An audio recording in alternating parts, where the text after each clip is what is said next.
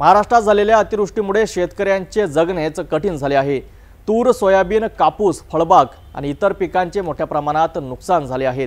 अशातच अमरावती जिल्ह्यातील भातकुली तालुक्यातील शेतकऱ्यांनी तहसील कार्यालयावर धडक देत सरकारकडे 100% नुकसान भरपाईची मागणी केली आहे। यावर्षी झालेल्या अतिवृष्टीसारख्या पावसामुळे संपूर्ण महाराष्ट्रात शेतकऱ्यांचे मोठे नुकसान झाले।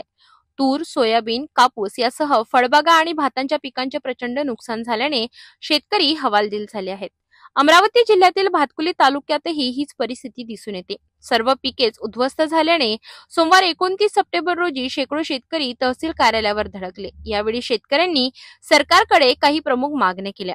100% नुकसानीची भरपाई द्यावी, नुकसान भरपाई प्रति हेक्टर 50,000 रुपये द्यावे, शेतकऱ्यांची संपूर्ण कर्जमाफी करावी, पीक विमा योजना प्रभावीपणे लागू करावी, ई-केवायसी साठी सेतू केंद्रांची पायरी न मारता थेट डीबीटीने मदत जमा करावी। शेतकऱ्यांनी तहसीलदारांना निवेदन सादर केले, तसेच कार्यालयासमोर जोरदार घोषणा दिल्या। सरकारने तातडीने या मागण्या मान्य कराव्यात, नाही तर पुढील काळात तीव्र आंदोलन छेडण्याचा इशाराही शेतकऱ्यांनी दिला आहे। भातकुली तालुका तमाम तालुक्यातील शेतकरी, शेतमजूर, कष्टकरी यांनी या ठिकाणी माननीय तहसीलदार साहेब यांना या ठिकाणी निवेदन दिलेलं आहे। हे निवेदन कोण्या पक्षाचं नव्हतं किंवा हे निवेदन कोण्या याचं नव्हतं, हे आमच्या हक्काचं, तमाम शेतकऱ्यांच्या हक्काचं निवेदन होतं। हा तालुका या ठिकाणी अतिवृष्टीमुळे अत्यंत बाधित झाला आहे आणि या बाधित झालेल्या तालुक्यामध्ये आज शेतकऱ्यांना आम्हाला मदत मिळाली 30-40% आणि हे तुटपुंजी भीक मागी मदत आम्हाला या शेतकऱ्याला दिली। अरे निदान हक्काचं द्या, चेष्टा करू नका, म्हणून आम्ही या ठिकाणी आज तालुक्याला निवेदन दिलेलं आहे।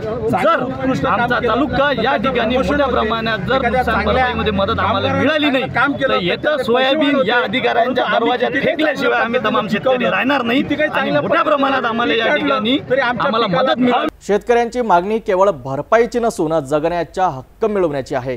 सरकारने तात्काळ निर्णय घेऊन शेतकऱ्यांच्या खात्यात मदतीची रक्कम जमा करावी, अन्यथा राज्यात मोठे शेतकरी आंदोलन उभे राहण्याची शक्यता नाकारता येत नाही।